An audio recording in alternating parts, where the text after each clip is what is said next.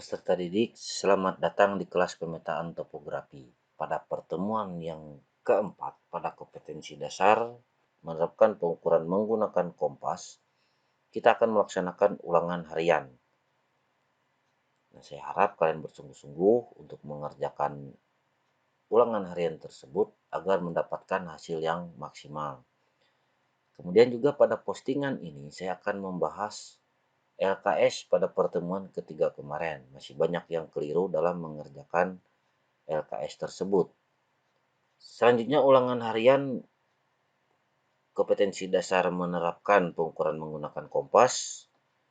Terdapat 10 soal untuk pilihan ganda dan 5 soal untuk esai. Nah, selanjutnya kita akan membahas LKS pada pertemuan ketiga menerapkan pengukuran menggunakan kompas. Di sini saya mengambil kunci jawaban yang sudah saya isikan di LKS tersebut. Setelah kalian menyimak video pembelajaran, kemudian mempelajari dan merefleksikan pembelajaran dari video ini ataupun dari diktat yang sudah didapat, maka akan saya berikan pertanyaan atau soal-soal yang saya sudah tautkan di sini, ya, di LKS kalian.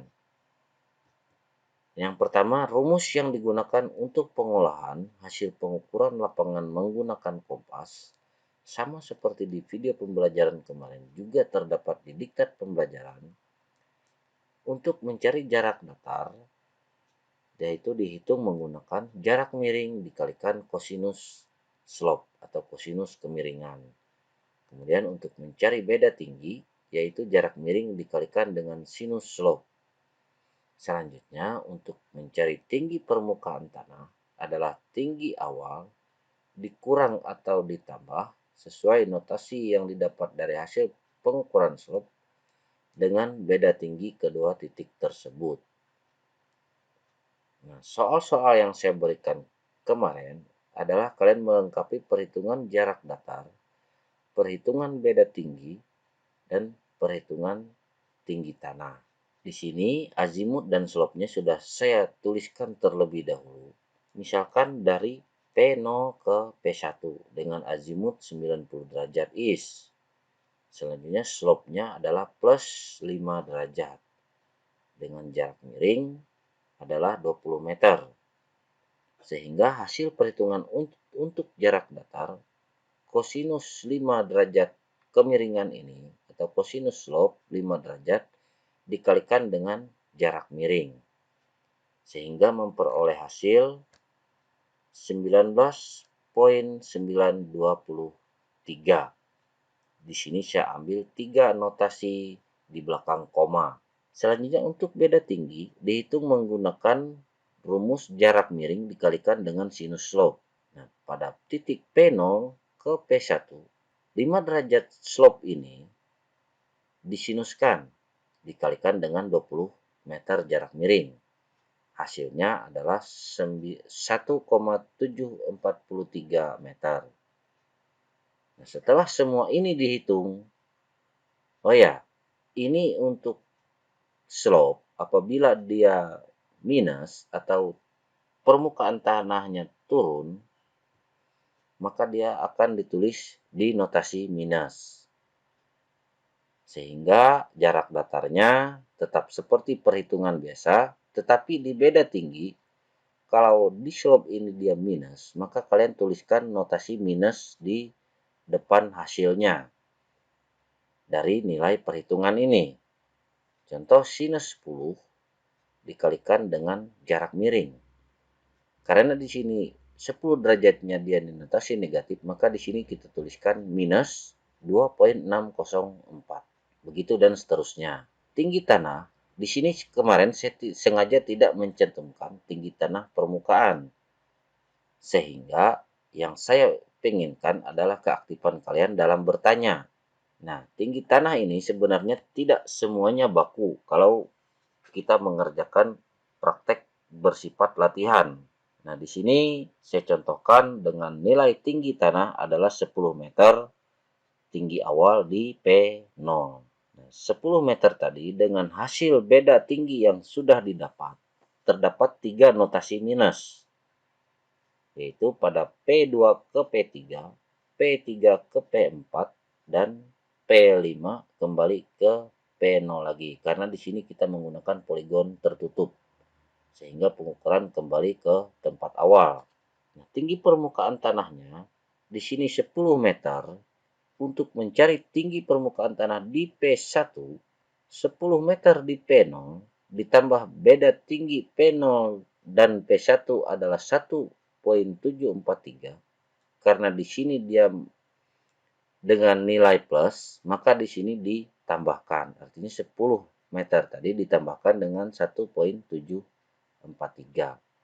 Sehingga hasilnya tinggi tanah di P1 adalah 11,743.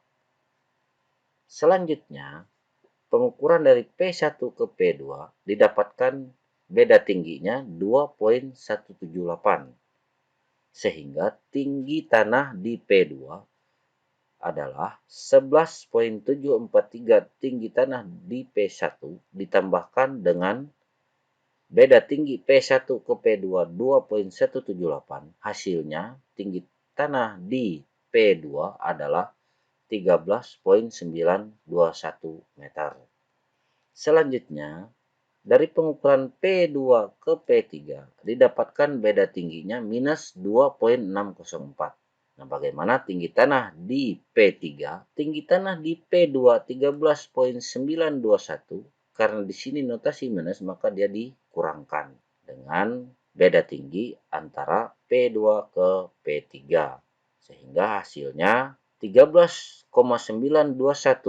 dikurang minus 2,604.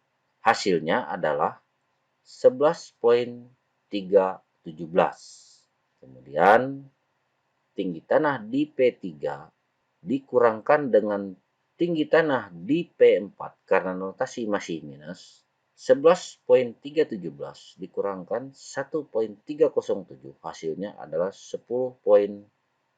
Setelah itu, karena beda tinggi P4 ke P5 dengan hasil positif dengan nilai 4,341, maka 10,01 tinggi tanah di P4 ditambahkan dengan beda tinggi P4 dan P5 4,341, sehingga didapatkan tinggi tanah di P5 adalah 14,351. Itulah cara perhitungan tinggi tanah. Selanjutnya, tinggi tanah di P5 ketika dia kembali dari P5 ke P0, beda tingginya adalah 3,656. Sehingga tinggi tanah di P5 dikurangkan dengan minus 3,656. Beda tinggi dari P5 ke P0. Hasilnya 10,695.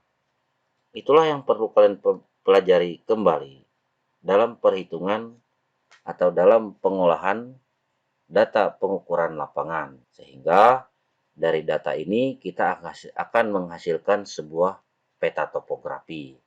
Baiklah, peserta didik sekalian, pembelajaran kita atau pertemuan kita yang keempat ini sudah selesai.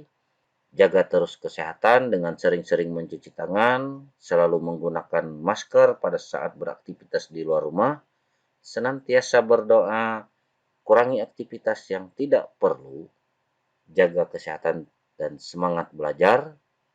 Sekian pembelajaran kita pada pertemuan ini. Terima kasih.